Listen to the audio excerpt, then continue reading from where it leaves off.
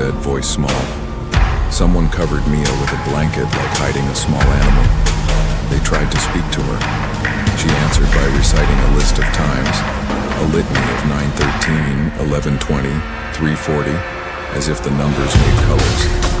Arjun, head full of the Chalisa's rhythm, went home with the words hot on his tongue, like the taste of a tool that had been used. He felt both the weight of responsibility and the absurdity of it. You could not fight a hospital's worth of fear with a prayer from childhood. You could not, in most polite company, tell a room you were going to read aloud a verse to chase a thing from under a bed. But the hostel had been watching him, and the watching gave him courage.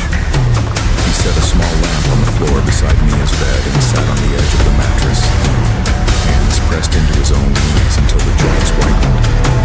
He folded the paper open and began to recite. He started slow, steady, the cadence like a pendulum. The words came into the room like a tide rushing from a long, dry sea. Mia's fingers tightened around his shirt. "Don't stop," she hissed. Her voice was both hers and not hers, layered like the pages of a book. "Don't stop or he will open his mouth." Arjun's voice did not cease. He moved through the lines and the room changed as if a different temperature had set into place. When he reached certain lines, the shadows behind the curtains gathered and retreated, like something that hated light. The blanket over Mia writhed as if something beneath it trembled, then grew still. Slowly, the odd smile left her face. Her eyes blinked and saw. She tore the blanket off as if emerging from a dream, and the room smelled of dust and something animal. Mia sat upright and threw up, then collapsed into a shuddering rest. The building around them seemed to breathe. The radio in the corridor clicked on. Someone had left it playing, and a late-night presenter began to babble stupidly about upcoming weather, a hum of everyday life. 3 nights in a hostel had been enough to change a life. Arjun kept reciting. He read until his voice was raw. He read until the lines were more mechanical than alive, until even the pastor's Latin and the candles felt like part of a theater he had been folded into. And yet, in the small minutes just after 3 in the morning, the room chilled. There was a silence, like an in-breath. The building itself seemed to angle inward, the way a listener might lean forward.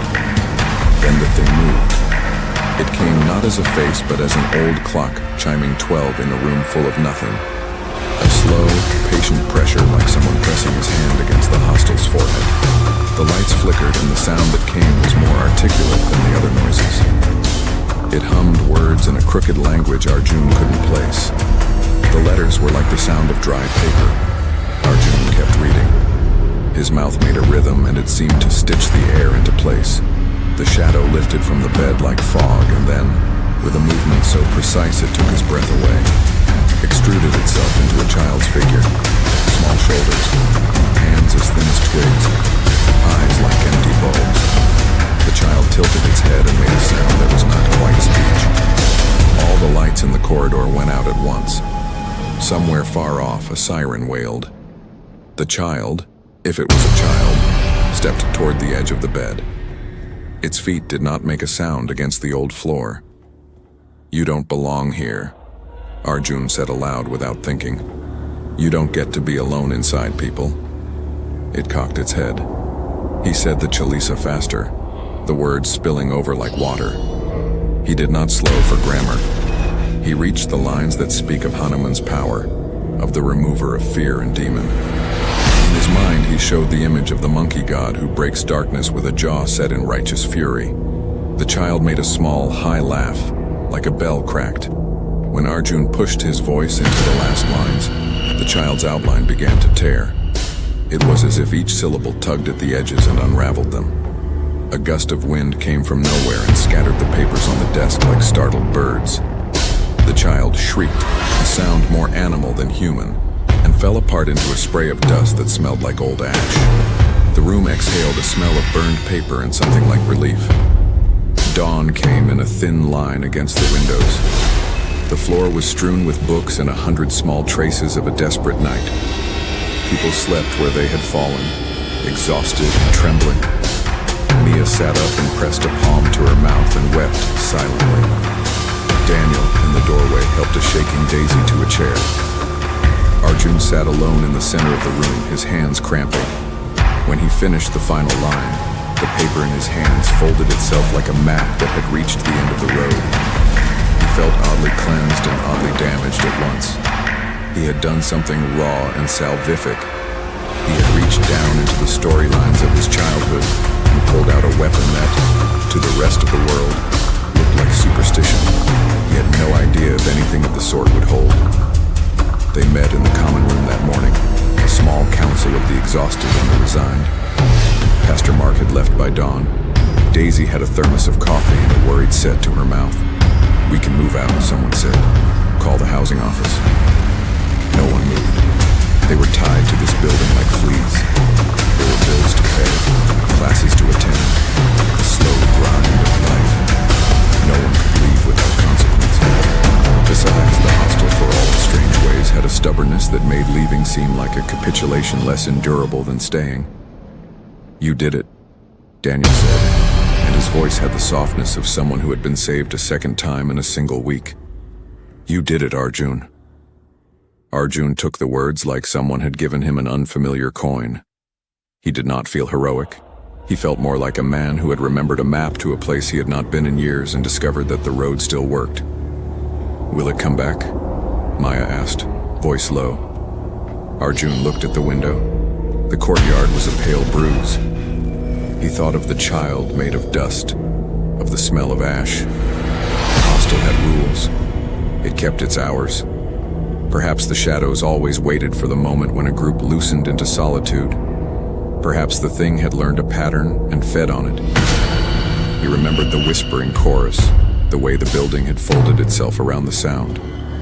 "I don't know," he said honestly, "but I do know this. It hates being spoken to. It hates voices that are older than the night.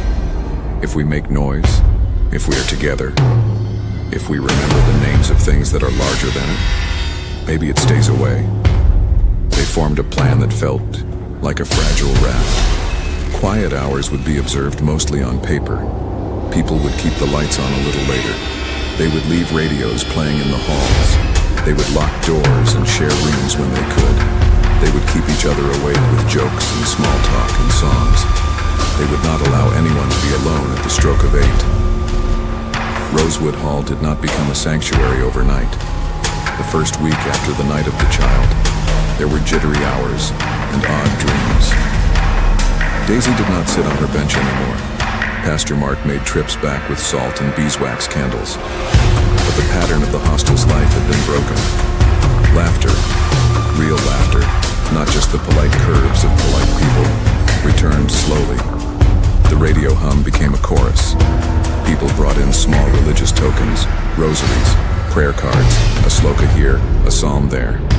They piled them in a small, absurd altar in the common room, a patchwork religion stitched from fear and goodwill. On his last day before term resumed too tightly for drama, Arjun walked the courtyard with the paper folded in his pocket. He had not told his mother. He couldn't make the story sound whole in a phone call. He thought about the Chalisa, and how a pattern of syllables learned at his mother's knee had worked like a lockpick against a thing that ate silence. He thought about how the ancient and the modern had met in that small room and how the small night had yielded. As he left Rosewood, a girl on the stairs turned and smiled at him. The way you smile at someone who has given you one of your lost things back. It was not a brave smile. It was a grateful one. The hostel kept its rules and its hours. It kept the habit of sleeping early. People still preferred 8 o'clock to the open night. But they had learned to keep watch. They had learned to share their presence like bread.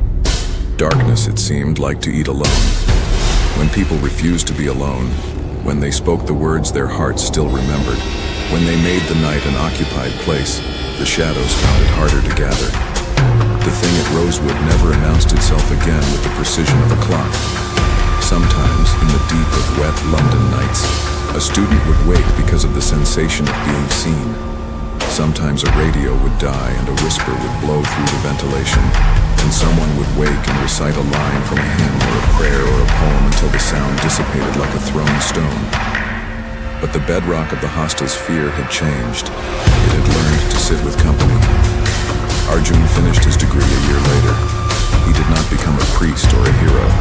He became an engineer who sometimes took the long way home because he liked the damp smell of the river at night. He kept the printed Chalisa in a folder of old notes. He did not boast about the nights at Rosewood. When friends asked him for stories of London, he would tell them about the rain and the good coffee. If they were insistent, if they liked to sit in cafes until the lights went out, he would tell them about a building that swallowed silence and how a small boy's childhood prayer had become a key. Sometimes, long after he moved away, he would dream the sound of a slow drum beating beneath floorboards. He would wake, whisper one line under his breath, not because he feared, but because he remembered. And he would feel, for a suspended second, that he was not alone in the dark.